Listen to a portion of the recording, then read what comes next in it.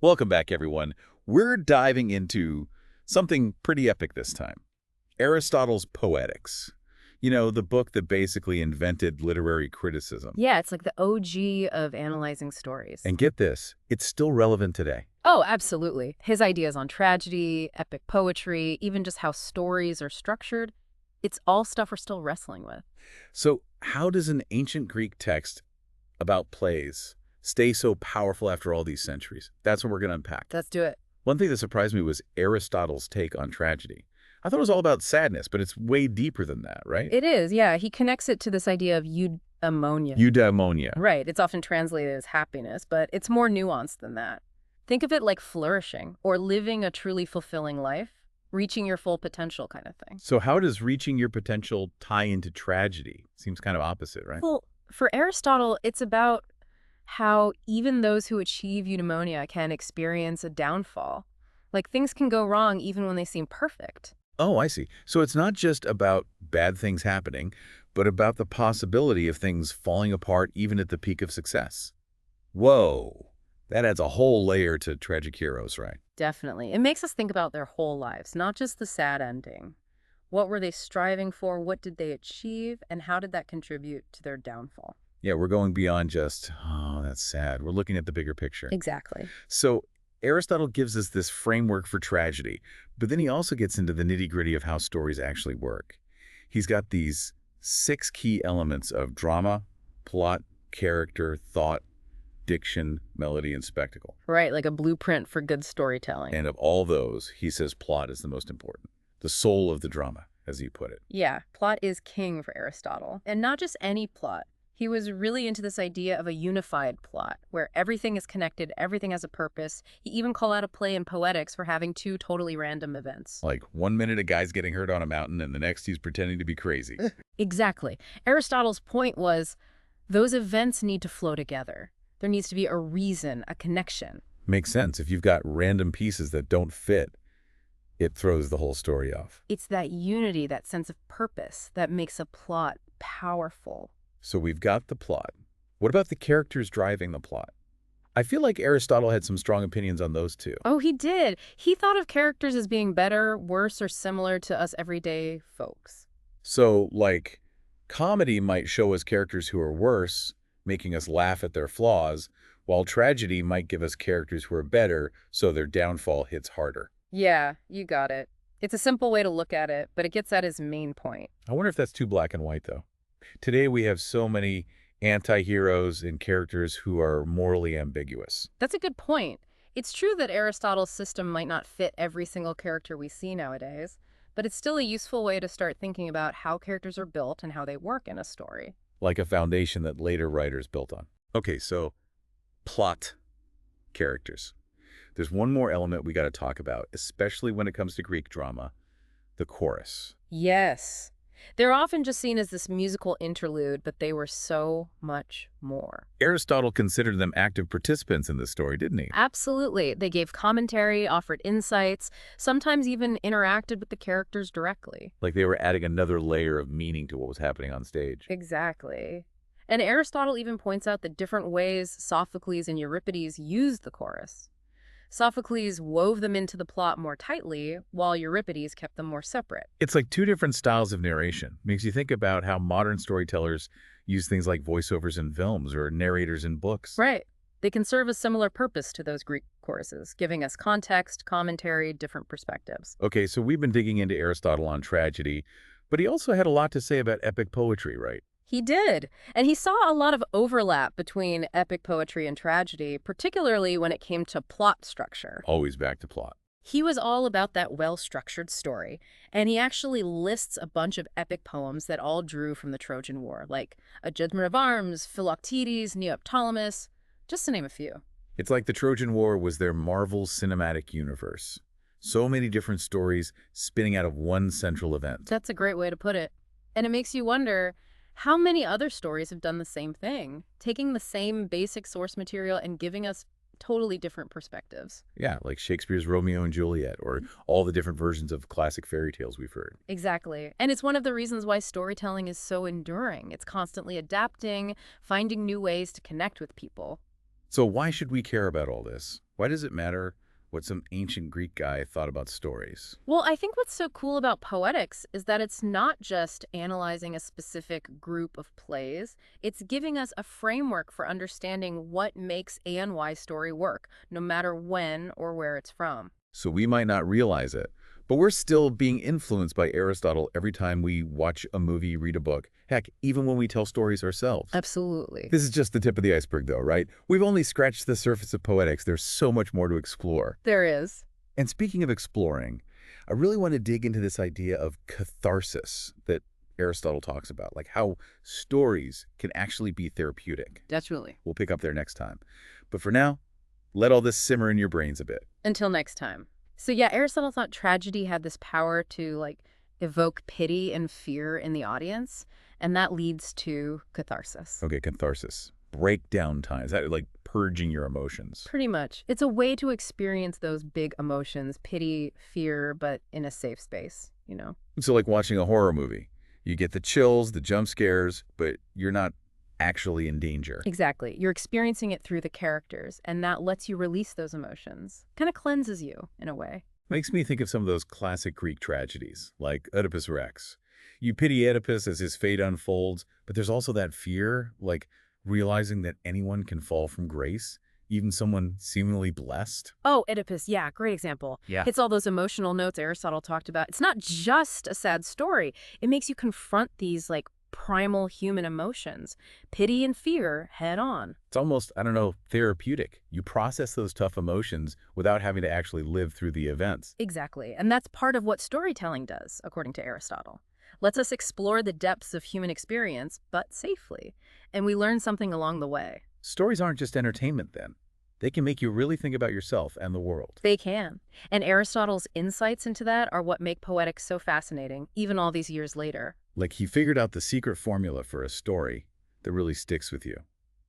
Speaking of formulas, Aristotle was big on thought in a story. What did he even mean by that? By thought, he meant the ideas, themes, the message the story is trying to get across, not just the plot itself. So it's like there's the surface level, what happens, and then there's the deeper meaning behind it all. Right. A good story should have something to say, something that makes the audience think. And those thought-provoking themes, that's what makes a story memorable. Yeah. Right? You keep thinking about it long after it's over. Yeah, exactly. Think about some of your favorite books or movies. The ones that stick with you, they usually have something to say about life, love, big stuff. Like they're not just telling a story, they're exploring what it means to be human. Right, and that's what Aristotle thought was so valuable about storytelling. It's a way to explore those big questions, search for meaning. Mind-blowing that these ideas from ancient Greece are still influencing how we create and experience stories today. It really is. Shows how powerful Aristotle's ideas were. Tragedy, plot, character, catharsis, thought. Yeah. They all still matter in the 21st century. Like, he gave us this toolkit to take apart and understand A and Y story, no matter how old it is or where it comes from. He did. All right, we've covered a lot, but there's one element we haven't really touched on. Spectacle? Ah, spectacle. Now this is where things get tricky.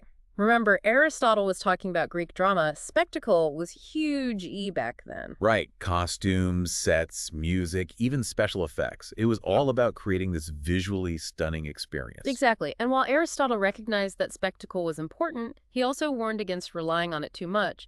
He thought a truly great tragedy should be able to work even without all the bells and whistles. It's like spectacle can add to a story, but it shouldn't be the main thing. Right. The core elements of drama still got to be there. Right. And I think that's something storytellers today can learn from. It's easy to get caught up in fancy visuals or effects, but if the story itself isn't strong, it won't matter.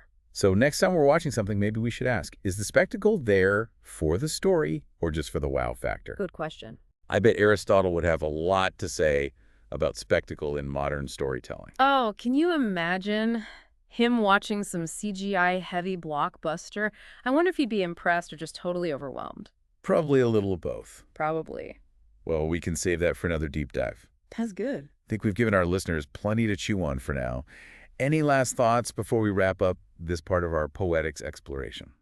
Just this, while Aristotle's ideas are super valuable, it's good to remember he was writing in a very specific time and place. His ideas about tragedy, for example, were shaped by ancient Greek culture. So we shouldn't treat his words like they're the absolute truth. Exactly. We got to think critically, consider how his ideas apply in different cultures, different times. And remember, there's no one right answer to what makes a good story. That's a good point. Yeah. It's about using Aristotle as a starting point, not a set of rules. Right. I think that's a great place to leave it for now. I agree. But before we go, there's one more question I'm curious about. Okay, go for it. Aristotle believed that the best tragic heroes were good people, though with flaws. How do you think that applies to heroes today, or even anti-heroes? Do they still fit that description, or has our idea of a hero changed? That's a fantastic question. Honestly, I think it deserves its own deep dive. But I will say, there's something about characters who are both admirable and flawed that just grabs us, makes them relatable, human. So that idea of a good but flawed hero is still going strong, even if the flaws themselves might look different today. Yeah, I think you're onto something. But let's save that deeper exploration for our next part. Deal. All right, back to those good but flawed heroes. It's a theme that really pops up in Poetics, right? Especially with tragic heroes. Oh, totally. For Aristotle, the best tragic heroes, they were good people, noble intentions, all that. But they had this flaw, this weakness that brings them down in the end. It's like the higher they climb, the harder the fall. Exactly. And those flaws, the cracks in their perfect image, that's what makes them human, makes us connect with them. Yeah, because nobody's perfect in real life. Right. So seeing it play out on this grand scale with these huge consequences, it's entertaining, but it also makes you think. Absolutely. It reminds us that even the people who seem to have it all, they're still vulnerable to their own weaknesses, to just bad luck, you know? Brings us back to that eudaimonia thing. It's not that tragic heroes never reach that point of fulfillment. It's that even when they do, things can still go wrong. Right. It's about how fragile fortune can be, even at the top. So thinking about heroes today, or even anti-heroes, do they still fit into Aristotle's idea of good but flawed? Or have we changed what a hero even is? Ooh, that's a good one. It's complicated, I think. On one hand, we're still drawn to characters who are, at least somewhat virtuous. We want to root for the underdog, the one who's fighting for what's right, even if they mess up sometimes. So that core idea is still there, the good but flawed hero. Yeah, I think so. But we're also way more comfortable now with characters who aren't so clear-cut, good versus bad. Anti-heroes, the ones who live in those gray areas. They're everywhere in stories now. And they've got those human flaws, big time. They might be selfish, ruthless, Mm-hmm. but there's still something about them that we find compelling, even likable sometimes. Right. Like Walter White in Breaking Bad. He starts out as this average guy, but his circumstances, his own ambition, they push him to do some awful things. But we kind of get it. We can empathize, even though he's messed up. There's something about that fall from grace that just fascinates us. It does, and I think it taps into our own anxieties, you Yeah. know. The world feels chaotic sometimes, so we like stories that explore how complex people are, the struggle between good and evil, the fact that even the best of us can make horrible choices. So even if our idea of a hero has gotten more complex, those basic elements that Aristotle talked about, the good, the flaws, they're still crucial for making a character we care about. Totally agree. This whole deep dive into poetics has been amazing. I feel like I understand stories in a whole new way. Me too. It's one of those books that really makes you think. Makes you want to go back and rewatch all your favorite movies, reread your favorite books, see them with fresh eyes. For sure. Well, I think that's about all the time we have for today. We've covered so much ground, but I feel like we've only just begun to explore poetics. Definitely.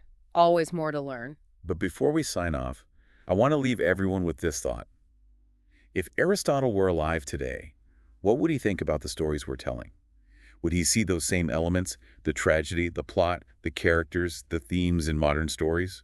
Or would he be totally lost with all the anti-heroes, the crazy plot twists, the CGI explosions? Man, those are some good questions. Things for all of us to think about as we keep experiencing stories old and new.